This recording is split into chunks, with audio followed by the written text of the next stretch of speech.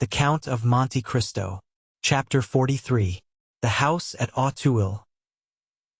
Monte Cristo noticed, as they descended the staircase, that Bertuccio signed himself in the Corsican manner. That is, had formed the sign of the cross in the air with his thumb, and as he seated himself in the carriage, muttered a short prayer. Anyone but a man of exhaustless thirst for knowledge would have had pity on seeing the steward's extraordinary repugnance for the Count's projected drive without the walls. But the Count was too curious to let Bertuccio off from this little journey. In 20 minutes they were at Auteuil. The steward's emotion had continued to augment as they entered the village. Bertuccio, crouched in the corner of the carriage, began to examine with a feverish anxiety every house they passed. "Tell them to stop at Rue de la Fontaine, number 28, said the Count, fixing his eyes on the steward, to whom he gave this order. Bertuccio's forehead was covered with perspiration. However, he obeyed, and, leaning out of the window, he cried to the coachman, "Rue de la Fontaine, number 28. Number 28 was situated at the extremity of the village. During the drive night had set in, and darkness gave the surroundings the artificial appearance of a scene on the stage. The carriage stopped, the footman sprang off the box and opened the door. "Well," said the Count, "you do not get out, M. Bertuccio, you are going to stay in the carriage, then? What are you thinking of this evening?" Bertuccio sprang out and offered his shoulder to the Count, who, this time, leaned upon it as he descended the 3 steps of the carriage. "Knock," said the Count, "and announce me." Bertuccio knocked, the door opened, and the concierge appeared. "What is it?" asked he. "It is your new master, my good fellow," said the footman, and he held out to the concierge the notary's order. "The house is sold, then?" demanded the concierge. "And this gentleman is coming to live here?" "Yes, my friend," returned the Count, "and I will endeavor to give you no cause to regret your old master." "Oh, monsieur," said the concierge, "I shall not have much cause to regret him, for he came here but seldom. It is 5 years since he was here last, and he did well to sell the house, for it did not bring him in anything at all." "What was the name of your old master?" said Monte Cristo. "The Marquis of Saint Méran." "Ah, I am sure he has not sold the house for what he gave for it." "The Marquis of Saint Méran," returned the Count. "The name is not unknown to me, the Marquis of Saint Méran," and he appeared to meditate. "An old gentleman," continued the concierge, "a staunch follower of the Bourbons. He had an only daughter who married him, de Villefort, who had been the king's attorney at Nîmes and afterwards at Versailles." Monte Cristo glanced at Bertuccio, who became whiter than the wall against which he leaned to prevent himself from falling. "And is not this daughter dead?" demanded Monte Cristo. "I fancy I have heard so." "Yes, monsieur, 21 years ago, and since then we have not seen the poor Marquis 3 times. "Thanks, thanks," said Monte Cristo, judging from the steward's utter prostration that he could not stretch the cord further without danger of breaking it. "Give me a light." "Shall I accompany you, monsieur?" "No, it is unnecessary. Bertuccio will show me a light." And Monte Cristo accompanied these words by the gift of 2 gold pieces, which produced a torrent of thanks and blessings from the concierge. "Ah, monsieur," said he, after having vainly searched on the mantelpiece and the shelves, "I have not got any candles." "Take one of the carriage lamps, Bertuccio," said the Count, "and show me the apartments." The steward obeyed in silence, but it was easy to see, from the manner in which the hand that held the light trembled, how much it cost him to obey. They went over a tolerably large ground floor. A first floor consisted of a salon, a bathroom, and 2 bedrooms. Near one of the bedrooms they came to a winding staircase that led down to the garden. "Ah, here is a private staircase," said the Count. "That is convenient. Light me, M. Bertuccio, and go first. We will see where it leads to." "Monsieur," replied Bertuccio, "it leads to the garden." "And pray, how do you know that?" "It ought to do so, at least." "Well, let us be sure of that." Bertuccio sighed, and went on first. The stairs did, indeed, lead to the garden. At the outer door the steward paused. "Go on, Monsieur Bertuccio," said the Count, but he who was addressed stood there, stupefied, bewildered, stunned. His haggard eyes glanced around, as if in search of the traces of some terrible event, and with his clenched hands he seemed striving to shut out horrible recollections. "Well?" insisted the Count. "No, no," cried Bertuccio, setting down the lantern at the angle of the interior wall.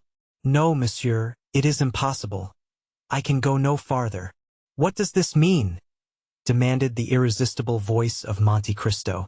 "Why, you must see, your excellency," cried the steward, "that this is not natural, that, having a house to purchase, you purchase it exactly at Auteuil, and that, purchasing it at Auteuil, this house should be number 28, Rue de la Fontaine. Oh, why did I not tell you all? I am sure you would not have forced me to come. I hoped your house would have been some other one than this, as if there was not another house at Auteuil than that of the assassination." "What? What?" cried Monte Cristo, stopping suddenly. "What words do you utter? Devil of a man, Corsican that you are, always mysteries or superstitions. Come, take the lantern, and let us visit the garden. You are not afraid of ghosts with me, I hope?" Bertuccio raised the lantern and obeyed. The door, as it opened, disclosed a gloomy sky, in which the moon strove vainly to struggle through a sea of clouds that covered her with billows of vapor which she illumined for an instant, only to sink into obscurity. The steward wished to turn to the left. "No, no, monsieur," said Monte Cristo. "What is the use of following the alleys? Here is a beautiful lawn. Let us go on straight forwards." Bertuccio wiped the perspiration from his brow, but obeyed. However, he continued to take the left hand. Monte Cristo, on the contrary, took the right hand. Arrived near a clump of trees, he stopped. The steward could not restrain himself. "Move, monsieur. Move away, I entreat you. You are exactly in the spot." "What spot?" "Where he fell." "My dear Monsieur Bertuccio," said Monte Cristo, laughing, "control yourself. We are not at Sartine or at Corte. This is not a Corsican maquis but an English garden. Badly kept, I own, but still you must not calumniate it for that.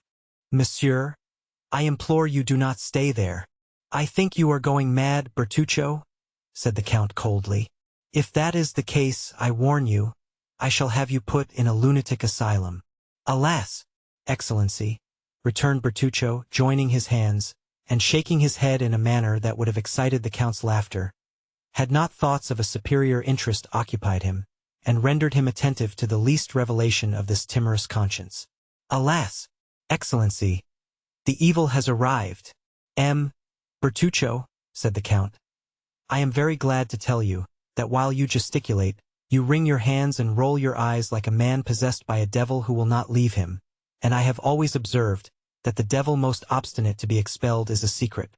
I knew you were a Corsican. I knew you were gloomy, and always brooding over some old history of the vendetta. And I overlooked that in Italy, because in Italy those things are thought nothing of. But in France they are considered in very bad taste. There are gendarmes who occupy themselves with such affairs, judges who condemn, and scaffolds which avenge." Bertuccio clasped his hands, and as, in all these evolutions, he did not let fall the lantern, the light showed his pale and altered countenance. Monte Cristo examined him with the same look that, at Rome, he had bent upon the execution of Andrea, and then, in a tone that made a shudder pass through the veins of the poor steward, "The Abbé Busoni then told me an untruth," said he, "when, after his journey in France in 1829, he sent you to me with a letter of recommendation in which he enumerated all your valuable qualities. Well, I shall write to the abbé. I shall hold him responsible for his protégé's misconduct, and I shall soon know all about this assassination. Only I warn you that when I reside in a country, I conform to all its code, and I have no wish to put myself within the compass of the French laws for your sake." "Oh, do not do that, excellency. I have always served you faithfully," cried Bertuccio in despair. "I have always been an honest man, and, as far as lay in my power, I have done good." "I do not deny it," returned the Count. "But why are you thus agitated? It is a bad sign. A quiet conscience does not occasion such paleness in the cheeks, and such fever in the hands of a man." "But, your excellency," replied Bertuccio hesitatingly, "did not the Abbé Busoni, who heard my confession in the prison at Nîmes, tell you that I had a heavy burden upon my conscience?" "Yes, but as he said you would make an excellent steward, I concluded you had stolen, that was all." "Oh, your Excellency," returned Bertuccio in deep contempt. "Or, as you are a Corsican, that you had been unable to resist the desire of making us stiff, as you call it." "Yes, my good master," cried Bertuccio, casting himself at the Count's feet. "It was simply vengeance, nothing else. I understand that, but I do not understand what it is that galvanizes you in this manner." "But, monsieur, it is very natural," returned Bertuccio, "since it was in this house that my vengeance was accomplished." "What? My house?" "Oh, your Excellency, it was not yours, then." "Whose, then?" "The Marquis de Saint-Méran, I think the concierge said." "What had you to revenge on the Marquis de Saint-Méran?" "Oh, it was not on him, monsieur. It was on another." "This is strange," returned Monte Cristo, seeming to yield to his reflections, "that you should find yourself without any preparation in a house where the event happened that causes you so much remorse." "Monsieur," said the steward, "it is fatality, I am sure. First, you purchase a house at Auteuil. This house is the one where I have committed an assassination. You descend to the garden by the same staircase by which he descended. You stop at the spot where he received the blow, and 2 paces farther is the grave in which he had just buried his child. This is not chance, for chance, in this case, is too much like Providence." "Well, amiable Corsican, let us suppose it is Providence.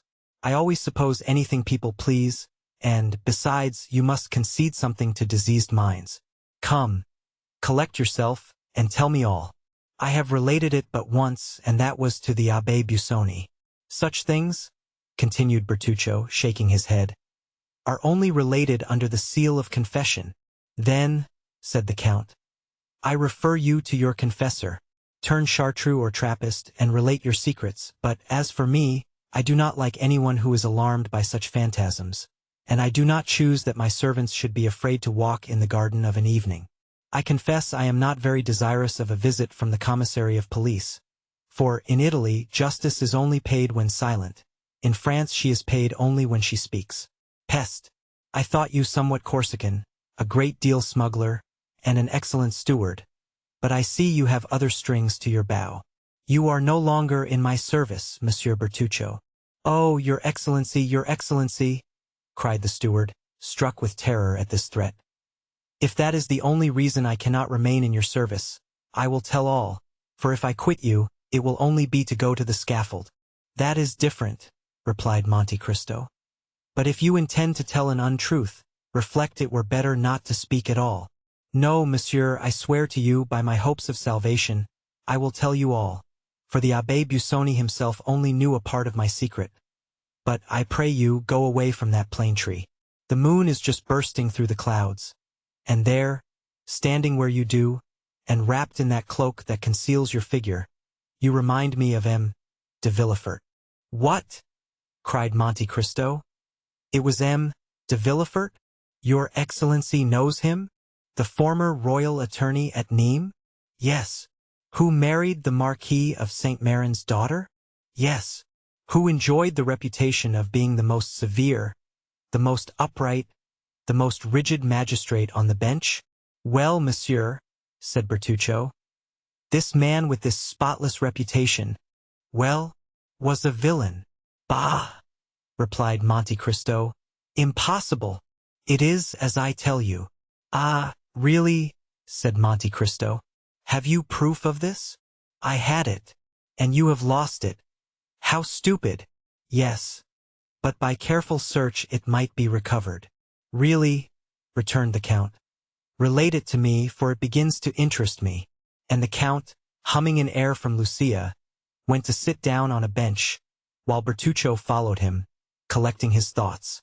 Bertuccio remained standing before him.